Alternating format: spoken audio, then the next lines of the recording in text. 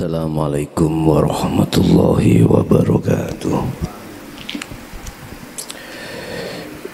Ila hadratin Nabil Mustafa Rasulullah sallallahu alaihi wasallam wa ala alihi wa azwajihi wa dzurriyyatihi wa qarabatihi wa ali baitihi wa ashabil kiram wa ila jami'il anbiya wal mursalin wal awliya was syuhada was salihin wa tabi'ina salihina ila yaumiddin, khususan ila jami'i masyayikhi ila muntahum wa ila abaina wa ummatina wa azdadina wa masyayikhina wa auladina wa azwajina wa dzurriyyatina wa ahli baitina, khususan jami'il arwah fi hadhil majlis.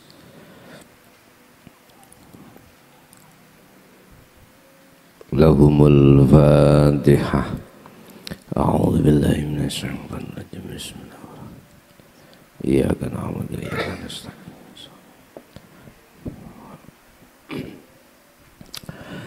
Bismillahirrahmanirrahim. Alhamdulillahi rabbil alamin wa bihi nasta'inu ala umurid dunya waddin. Asyhadu an la ilaha illallah wa asyhadu anna Muhammadan abduhu wa rasuluh. Allahumma salli wa sallim wa barik alaihi wa ala alihi wa ashabihi ajma'in. Rabbi shrah li sadri wa yassir li amri wa hlul 'uqdatam min lisani yafqahu qawli. Sadaqallahul adzim. Amma ba'd. Alhamdu utawi sekabai puji iku lillahi kagungane Allah. Sifate alladzi, sifate Allah alladzi kang khalaqa, kang dadekake sapa ladzi as-samawati ing pira-pira langit wal ardi lan bumi wa ja'ala lan dadekake sapa alladzi berarti hidup ya, az-zulumati ing pira-pira kepetengan, kegelapan, wan nura lan ing cahaya atau kepadangan. Tapi sumaladzi mongko nuli utawi pira-pira wong akeh kafaru kang padha kufur sapa ladzina kufur menyang sapa biro bihim kelawan pangerane alladzina iku ya'diluna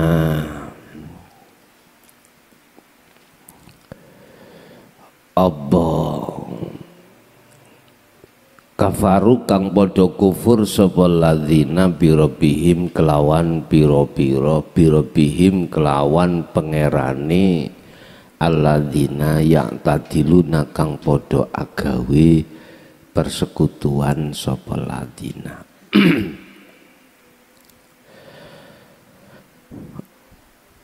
Maha suci sapa Allah, maha puji sapa Allah yang menjadikan langit dan bumi termasuk perkara gelap dan terang, tapi mereka orang-orang kafir sama menyekutukan terhadapnya.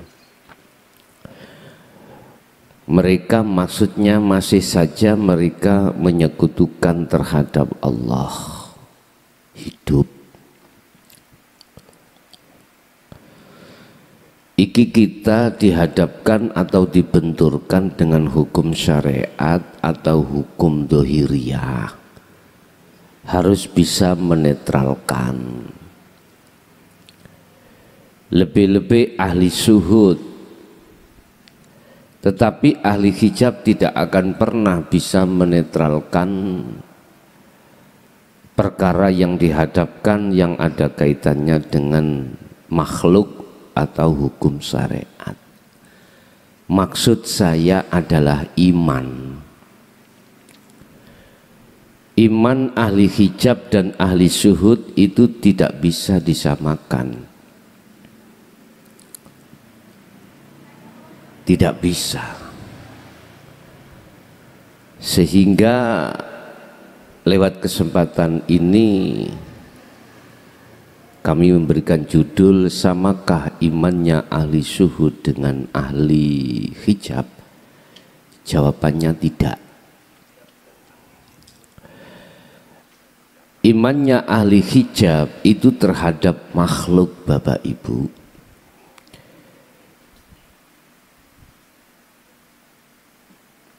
mengapa saya katakan terhadap makhluk?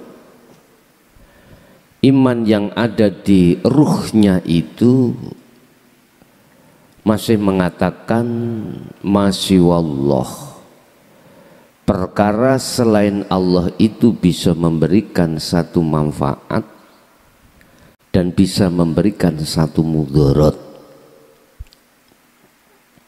Contoh, Allah menjadikan langit dan bumi. Bagi mereka, Dia jadikan langit dan bumi itu sebagai dalil atau burhan adanya Allah.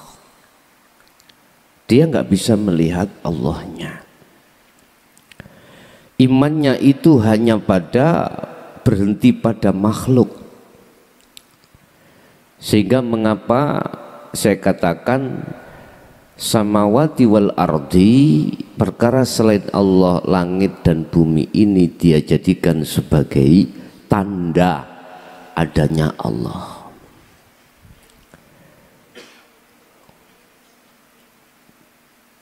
Seperti bangku ini sebagai tanda ada yang membuat bangku. Siapa? Enggak tahu. Pokoknya ada. Oleh karena mereka membikin dan menjadikan hukum dasar akal ini, maka sampai kapanpun dia tidak akan pernah tahu dan bertemu siapa yang membikin bangku ini. Nggak bisa. Dia terus berdiri di atas, di muka, di samping, di belakang bangku.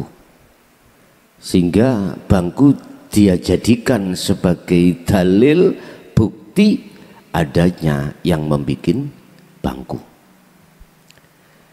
Dia nggak mau pisah dengan bangku itu, nggak mau pisah, meja nggak mau pisah. Sehingga jangan heran kalau ahli hijab itu nggak mau mati, biasa. Dia pinginnya umur panjang, sehat, gagah, usaha lancar, sembarang lancar. Itu maksudnya ahli hijab itu di situ.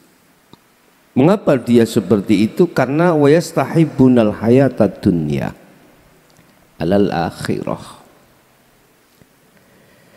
Dia kena bisikan oleh nafsunya sendiri bahwasanya bumi, langit itu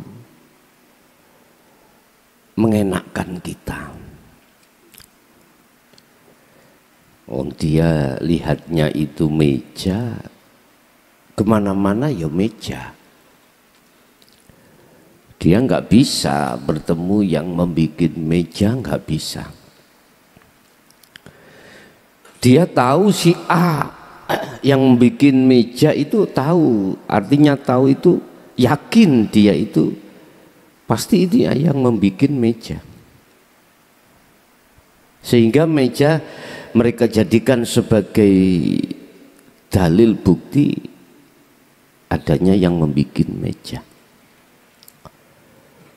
Siapa yang duduk di situ karena dalil akli, dia pakai karena akal, maka sampai kapanpun dia akan menjadikan itu sebagai hal ukuran yang paling benar, hukum yang paling benar.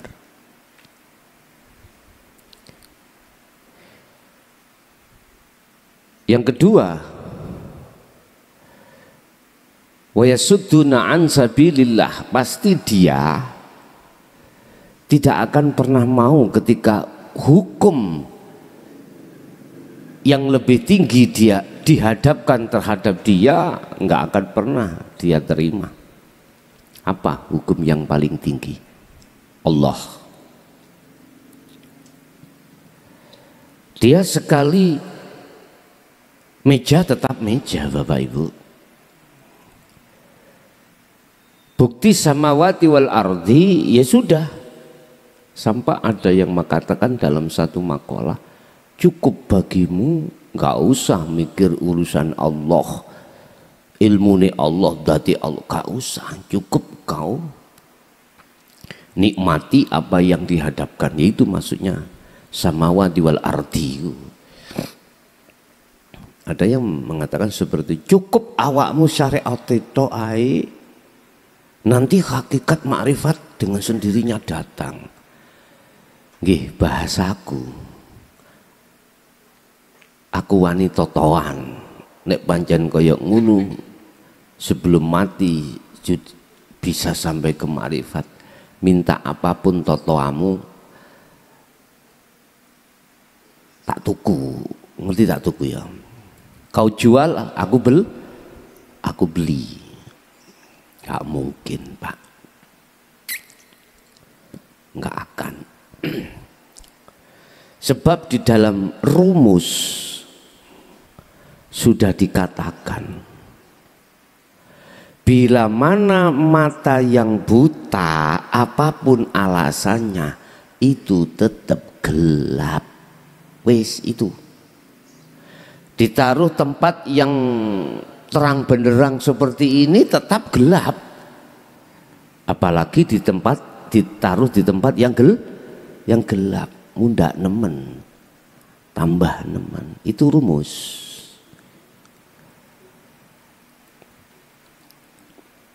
Bapak Ibu hadirin jamaah rahimakumullah. Wa ja'ala lan dadekake sapa alladzi hidup az-zulumati wan nur.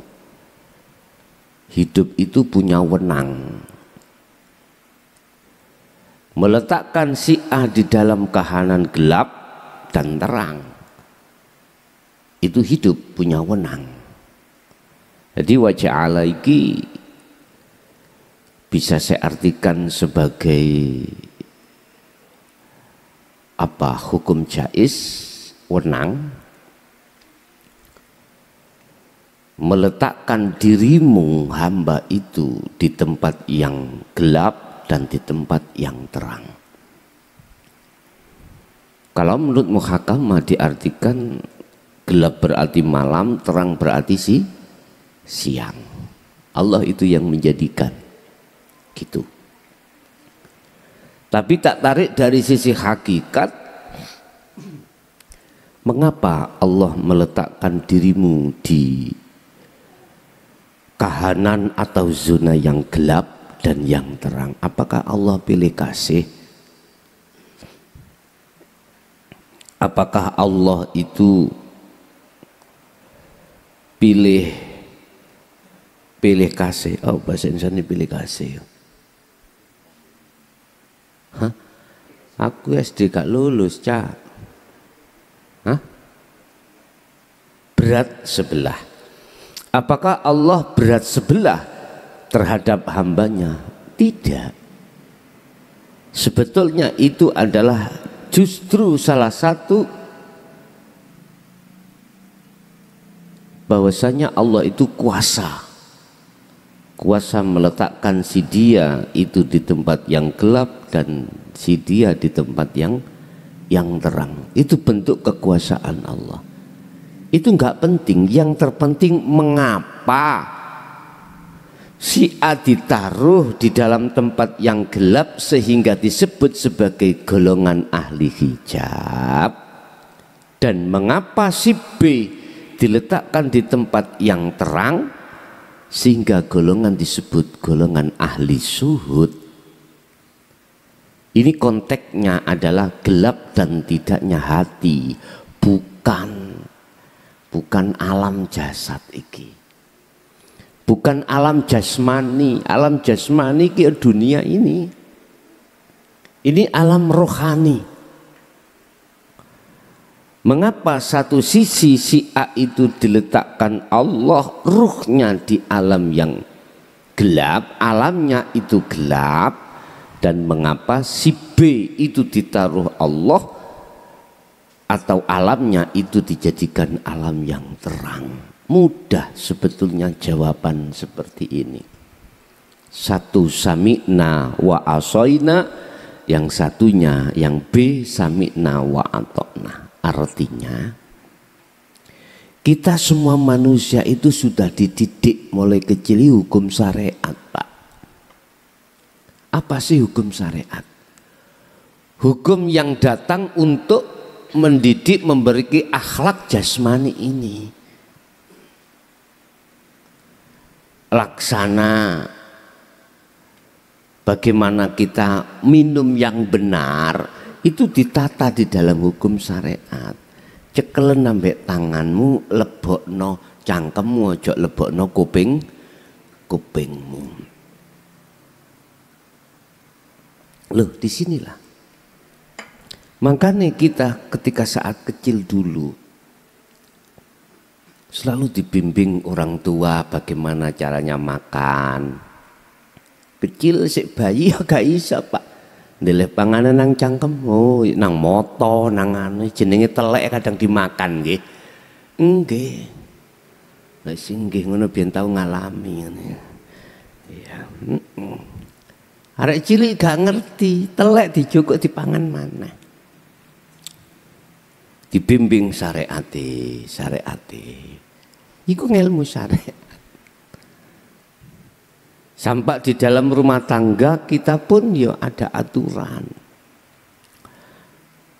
Iku ilmu syariat kewabeh pun. Lah, di sini loh. Ketika saat Allah memanggilmu lewat ajaran Rasulullah di jalur hakikat. Wa asoina. Sami'na wa asoina.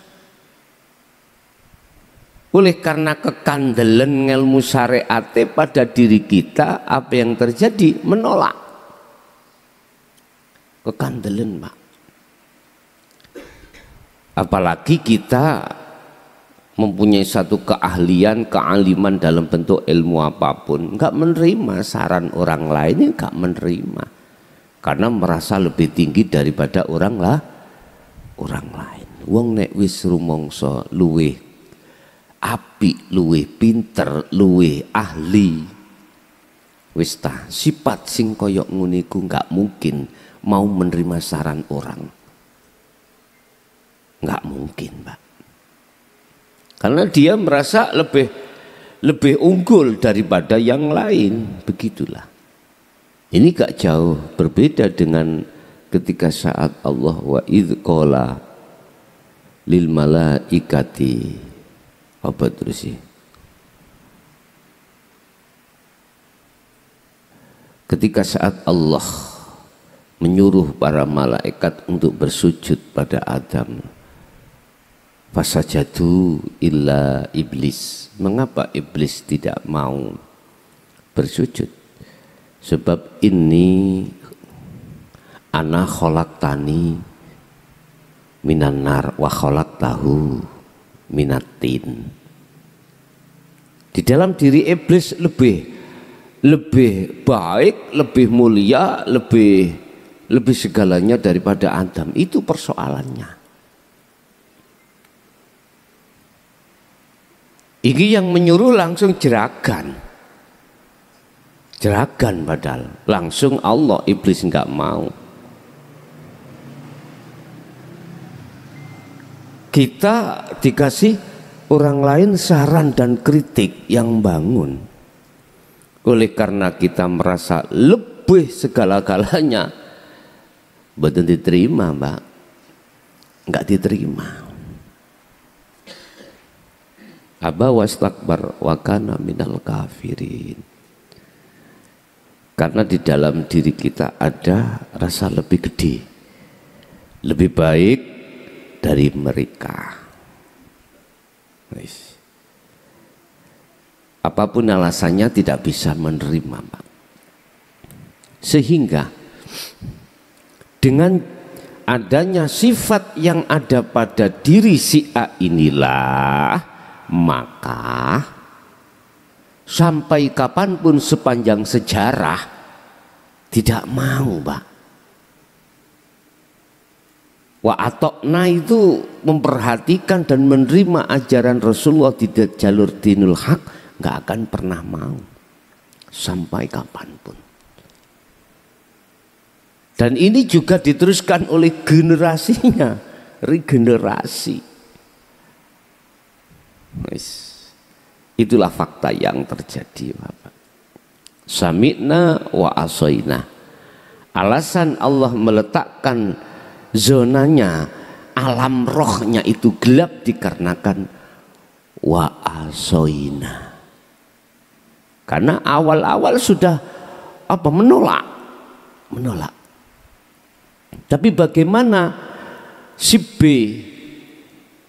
sami'na wa atokna ini sebetulnya awalnya ya gelap, Pak. Gelap. Sebab Allah jadikan samawati wal ardi itu gelap. Bahkan ini hikam itu disebut sifati selain Allah itu kabeh gelap. Sifat selain Allah kabeh iku gelap.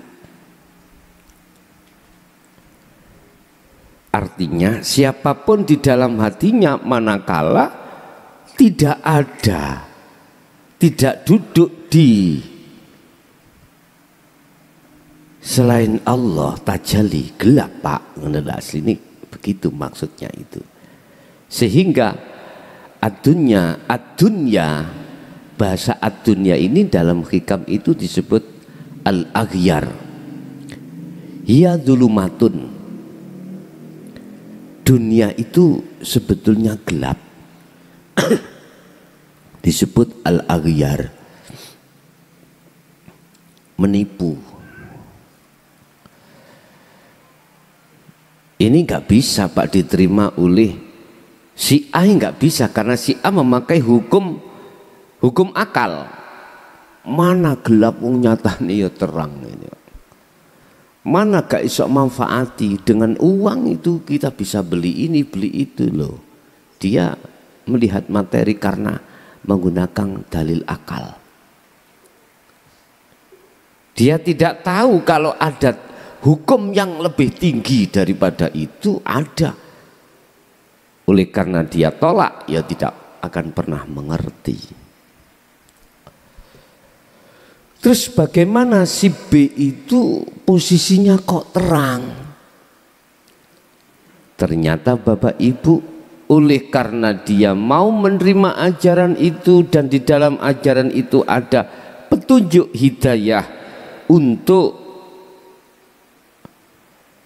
mendatangkan satu cahaya sehingga yang asalnya gelap menjadi terang. Allahu waliyul ladzina amanu yukhrijuhum minadh-dhulumati ilan nur.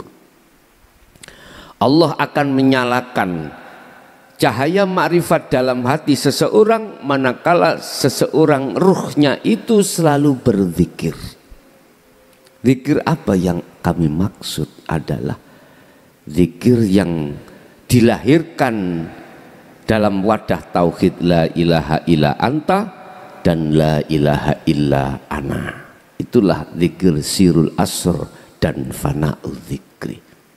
Baru jagatnya atau alamnya ruh ini akan terang benderang, tidak gelap lagi. Dengan terangnya jagatnya ruh atau alamnya ruh, maka ruh ketika saat menjalankan perintahnya atas janjinya, maka akan menjadi benar siapa yang disembah oleh ruh. Sampai Allah berpesan di dalam surah Al-Isra terhadap ruh, la taj'al ma'allahi ilahan akhar. Hei ruh, janganlah kau memasukkan selain Allah di dalam hatimu. Hei ruh, janganlah kau memasukkan perkara selain Allah di dalam hatimu. Hati berarti alamnya ruh. Jangan. Sebab jikalau kau memasukkan dan menerima sodoran dari nafsu sesuatu selain hidup dalam dirimu, maka seketika itu dirimu akan menjadi gelap. Itu ruh sudah dipesan banget oleh Allah. Akhirnya Allah juga memberikan pesan terhadap ruh dalam surah Al-Baqarah ayat 256. Faqadis tamsaka bil urwatil wuthqa. Faqad, jangan main-main ini. Jadi di mana ada kalimah kemasukan qad, itu jangan main-main. Loh, jangan main-main ya kau ya. Sungguh pegang teguhlah taliku, kata Allah. Dengan memegang teguh taliku ini, maka kau tetap dalam keadaan bercahaya. Artinya jagat atau alamnya ruh si B ini dalam keadaan terang benderang karena selalu memegang teguh tali Allah. Apa tali Allah yang dimaksud di situ? Dalam surah Al-Baqarah 256 itu tidak disebutkan dengan jelas, tapi kalau panjenengan buka di dalam Al-Qur'anul Qadim jelas apa yang dimaksud tali Allah. Mahuwa hablum minallah. Di dalam surah Al-Baqarah 256 itu cuman disebutkan dengan jelas fungsinya. Apa fungsinya? Wa may yakfur bittaghuti wa yu'min billah. Barang siapa yang meninggalkan hatinya dari perkara selain Allah, wa yu'min billah, mereka akan selalu bersama Allah. Artinya barang siapa yang meninggalkan selain Allah, maka dijamin hatinya atau ruhnya itu dalam keadaan terang benderang. Ternyata hanya itulah yang dimaksud zikir, tanpa ngucap, tanpa lafaz, tanpa nama. Itulah sirul asrar. Makanya ini kan sepanjang sejarah ditutup-tutupi oleh iblis, nggak pernah dibuka. Mungkin sampean mengerti maksud daripada Dajjal itu di kerangkeng atau dipendem di gunung opo, itu mungkin terdengar kalimat itu. Itu nanti akan ucul kalau sudah di akhir zaman. Itu akan lepas di akhir zaman. Lah, ketika saat Dajjal lepas di akhir zaman, hanya Nabi Isa yang bisa untuk melawan bahasa syariat. Ini bahasa hakikatnya. Sebetulnya Dajjal itu ya sudah lepas dalam diri kita masing-masing, nafsu itu. Tapi di dalam jagatnya hatimu, kalau sudah pedoman Nabi Isa punya, membawa, itu yang akan melawan. Nabi Isa diturunkan lagi nanti ketika dengan maksud dan tujuan meneruskan ajaran Rasulullah. Itulah ajaran yang akan memberikan bekal terhadap dirimu untuk melawan hawa nafsu. Dan ini rahasia mengapa sebelum Rasulullah wafat, salah satu pesan yang amat penting yang dikatakan beliau, besok umatku akan menghadapi satu pertempuran peperangan yang amat berat, itulah melawan hawa nafsu. Ya ini, Dajjal akan mati, nafsu akan kalah manakala Anda mengikuti Rasulullah. Jadi yang dimaksud tali Allah adalah adzikru bisiril asr, itu pegang teguh. Apapun kondisimu yang kau hadapi, pegang itu. Lam fisomalaha. Bagaimana caranya tali itu tidak putus? Tidak putus.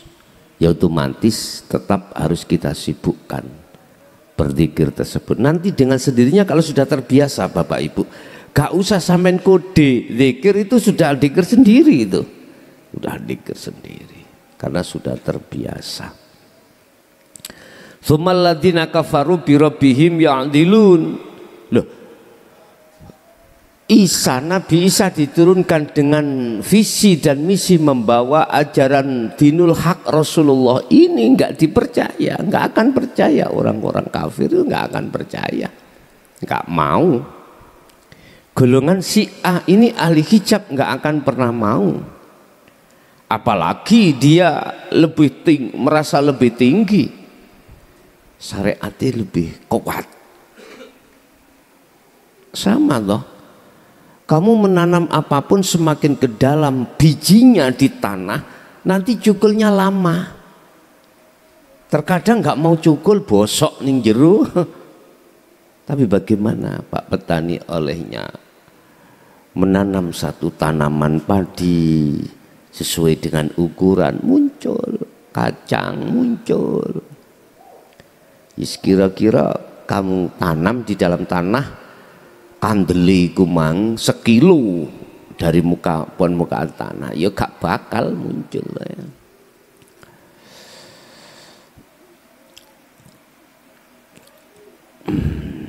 Bapak Ibu hadirin jamaah rahimakumullah. Jadi itu bukan perkara Allah berat sebelah, tidak. Ketika si A ruangan hatinya gelap, si B ruangan hatinya itu terang, itu karena si B itu betul-betul menerima ajaran Rasulullah, kemudian dia mau menjalankan, mengamalkan dengan bentuk zikir yang sudah diberikan petunjuk di situ, maka disitulah akan munculnya satu cahaya ma'rifat dari Allah. Nah, sedangkan si A tidak mau menolak oleh karena lebih tinggi sifat karakter iblis itu terbawa dalam hati kita, maka disitulah tidak akan pernah kita menerima cahaya marifat. Oke, itu Bapak Ibu apa yang bisa kami sampaikan. Barangkali ada satu pertanyaan dalam sesi tanya jawab, kami persilahkan.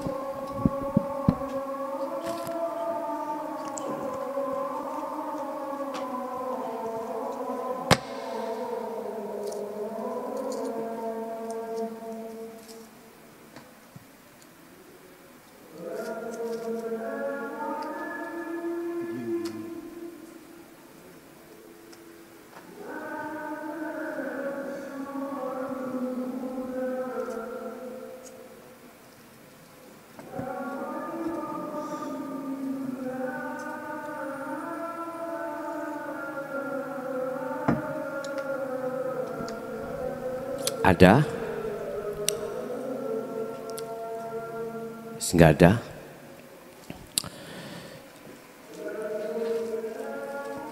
Al-Fatihah. A'udzubillahi minasyaitonir rajim.